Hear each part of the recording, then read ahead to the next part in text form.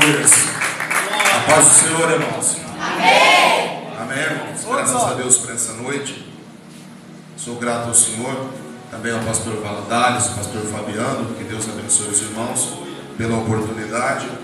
E antes de ministrar aqui, eu quero pedir oração ao meu favor, porque estamos num projeto missionário. Eu falei com o pastor Davidson pela internet. No mês de fevereiro estamos viajando para a África para fazer um trabalho missionário. Se é para adorar a Deus, pode dar um glória mais forte. Nós nos envolvemos nesse projeto missionário. Vamos ficar do dia 16 ao dia 2 de março. E o projeto é em atender a necessidade espiritual e também financeira daquele lugar onde vamos estar. E queria que os irmãos orassem a meu favor. Lembre de mim nas vossas orações, porque a Bíblia diz que a oração do justo ela pode muito em seus efeitos. Agora deixa eu perguntar, tem justo aqui nessa noite? Então, Satanás não tem ideia do que Deus vai fazer naquele país. Aleluia. Se coloque de pé em reverência à palavra do nosso Deus. João capítulo 4, o versículo 26. Aleluia. Evangelho de João capítulo 4, versículo 26.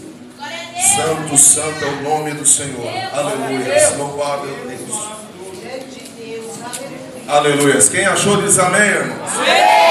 Diz assim: Jesus disse-lhe: eu o sou, eu que falo contigo. Vou repetir.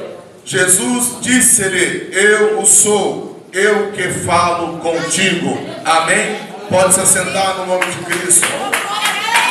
Eu queria falar rapidamente aos irmãos aqui nessa noite a respeito de quando nós ouvimos a voz de Deus. E há uma grande controvérsia nos dias atuais, porque nós queremos pregar, queremos cantar, mas não queremos atender a voz de Deus.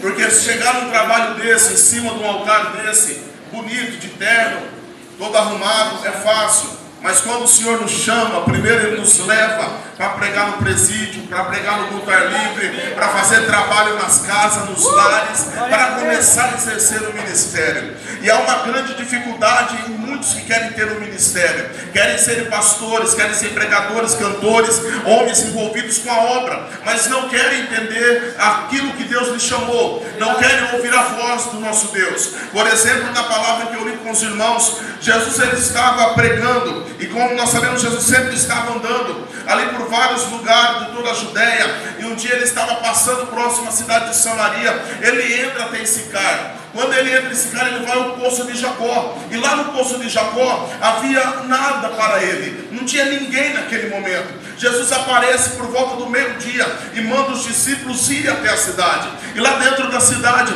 eles vão procurar comida. Jesus fica ali por um tempo no poço de Jacó, até que aparece uma mulher, a mulher samaritana. Ela aparece por volta do meio-dia. Um horário, irmãos, que é diferente de todos os outros, porque na aldeia dos samaritanos nunca jamais alguém iria buscar água por volta do meio-dia. Ou ia pela manhã ou ia à tarde, mas nunca meio-dia. E aquele dia aquela mulher foi meio-dia, quem sabe com todos os seus problemas, com todos os seus complexos, mas ali naquele momento ao meio-dia, horário onde ninguém esperava que teria alguém para revelar a vida daquela mulher. Naquela ocasião, Jesus está esperando no poço de Jacó. A mulher se aproxima e nós sabemos a história, e começa ali um diálogo entre Jesus e a mulher samaritana, e Jesus convence ela que ele é o Cristo. Ela entende que ele era o profeta, que ele era o homem que havia de vir para salvar o povo, e ela vai e se torna a primeira missionária samaritana. Ela vai para dentro de Samaria e ela vai e chama toda a população e diz: olha, lá no poço de Jacó tem um que é aquele que nós estamos esperando para adorar, e ele chegou e ele está dizendo que precisa adorar a ele em espírito e em verdade, e vamos para lá. E nós entendemos que aqui Jesus, ele começa a conversar com essa mulher, ele começa a dialogar com ela, e nessa conversa Jesus ele começa a quebrar todo o paradigma. Jesus começa, irmãos, a tirar toda a crença judaica do coração daquela mulher e dos seus discípulos, porque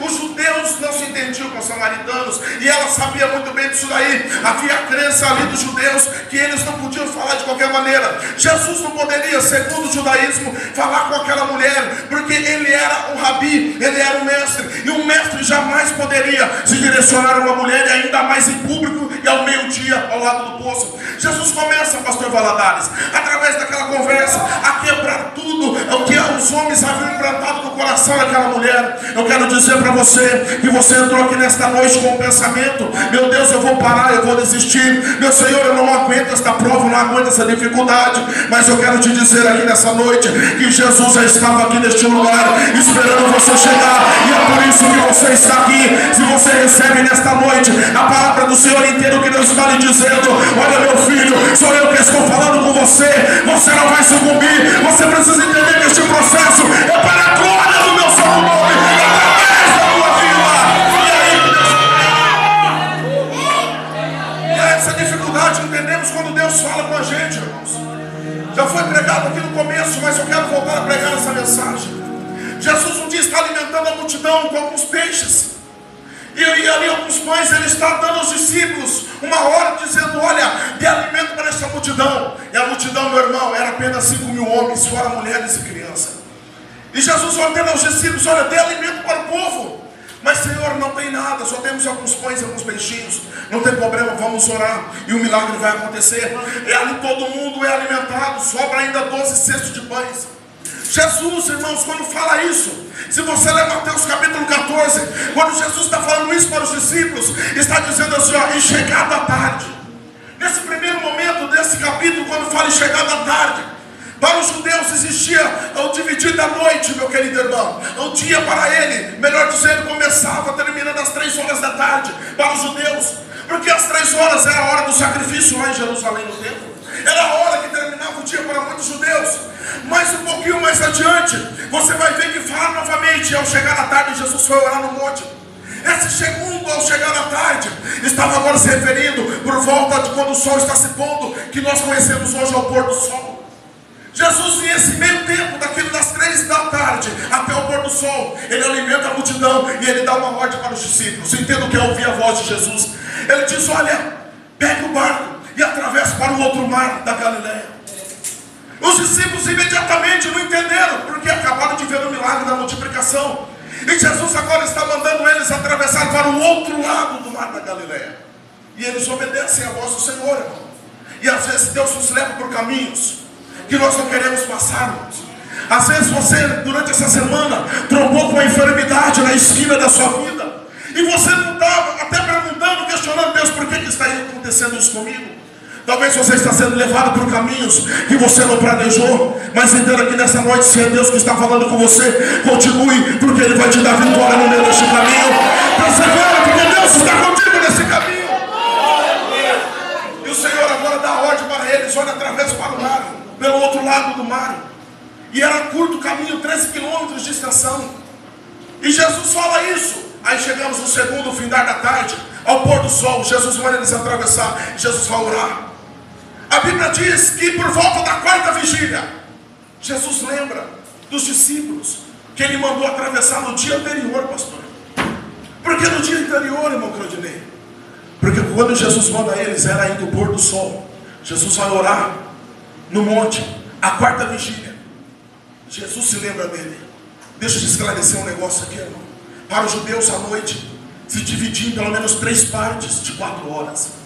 Era das 6 às 10, das 10 às 2 e das 2 às 6.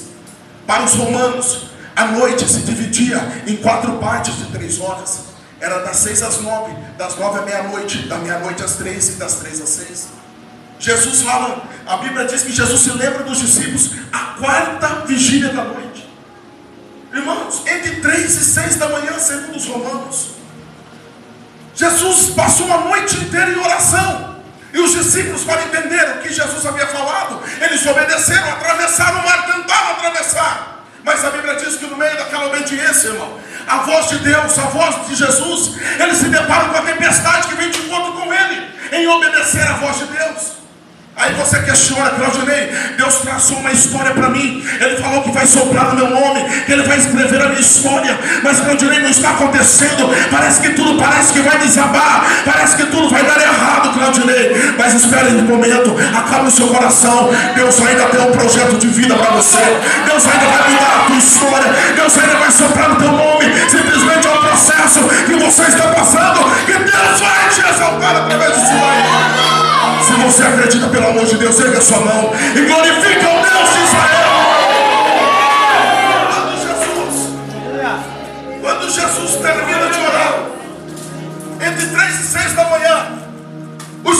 estavam em alto mar. Já havia entrado o mar adentro, que nada mais era do que o lago da Galileia, e não era o mar.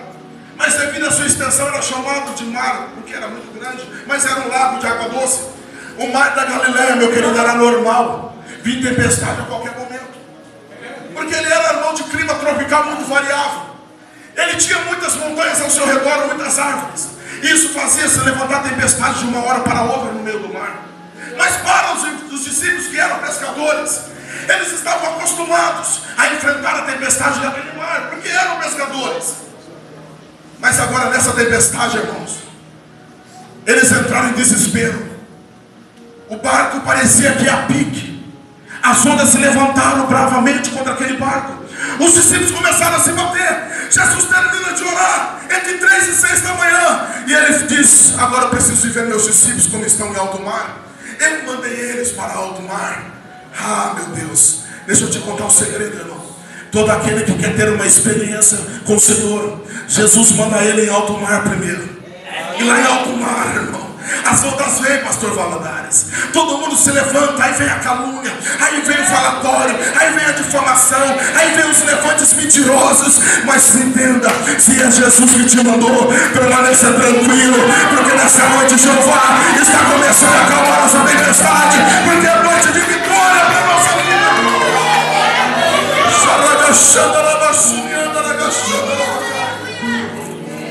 E Jesus, quando ele termina de orar, ele vai de encontro aos discípulos. E ele sai andando, irmão, em cima das águas. Agora pense comigo, entre 3 e 6 da manhã. Os discípulos estavam em alto mar desde o pôr do sol do dia anterior. Mas era tão grande o vendaval. E quando eles olham para Jesus vindo sobre as águas, entre 3 e 6 da manhã, eles já pensaram: é um fantasma. Agora deixa eu te explicar. Por que é que eles pensaram que era um fantasma? Estavam traumatizados, pastor Valadares. Sabe por que estavam traumatizados? Porque lá em Mateus capítulo 8, eles também enfrentaram a mesma tempestade. Mas naquela tempestade, em Mateus capítulo 8, Jesus estava dormindo dentro do barco. Eles estavam vendo Jesus, pastor Valadares. A prova estava vindo sobre eles, o vento, mas eles entendiam que Jesus estava ali. Em Mateus capítulo 14, eles não viram Jesus durante toda a noite. E Jesus aparece de repente no meio daquela tempestade, andando sobre as águas, e lança uma voz e diz: olha, sou eu, não tem mais. Sou eu, não tem mais. Sou eu, não tem mais. Sou eu, não tem mais. Sou eu, não tem mais.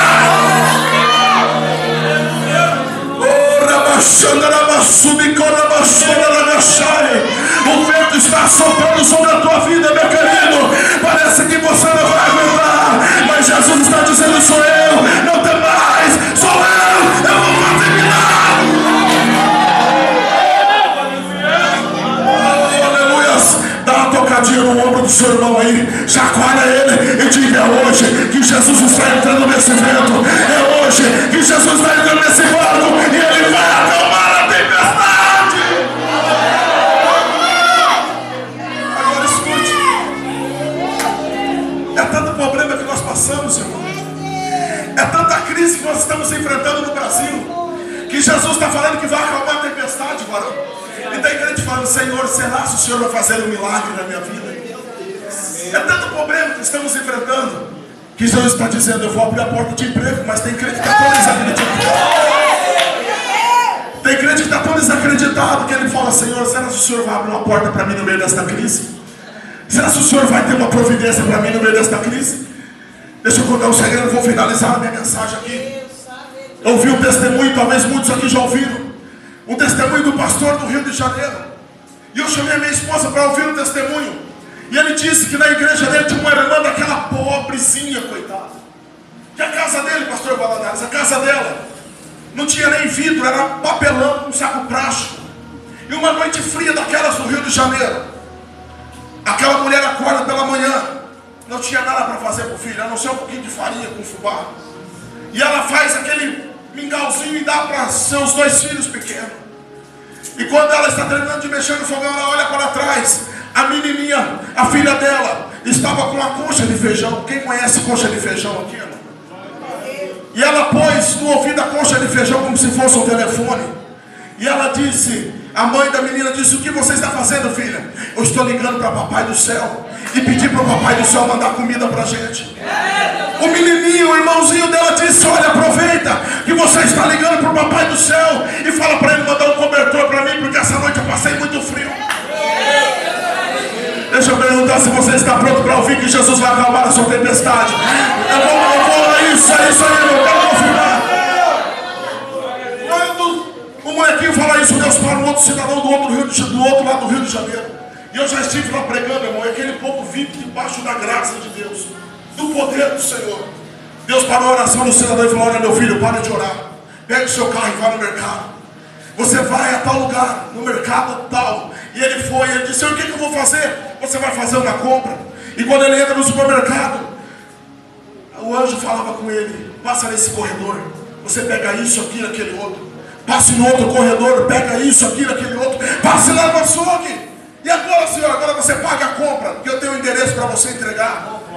Quando ele passa do lado de fora do caixa, Deus fala: olha, volte lá para dentro, porque você esqueceu de comprar um cobertor que eu mandei você comprar. Ele volta lá dentro, pega o cobertor e ele sai com o carro. E aquela voz diz: olha, vai reto, vira à direita, vira à esquerda, prossiga em frente, vira à direita novamente. Quando ele chega numa casinha, irmão, toda sem vidro na frente, amarrada com papelão, com saco plástico, ele bate na porta. Quando ele bate, a irmã abre, terminou de orar, ela se levanta e diz: pois não, meu Senhor. E ele diz: olha, Deus me mandou aqui, você precisa entender. E ela disse: não precisa me explicar mais nada. Deus está me explicando.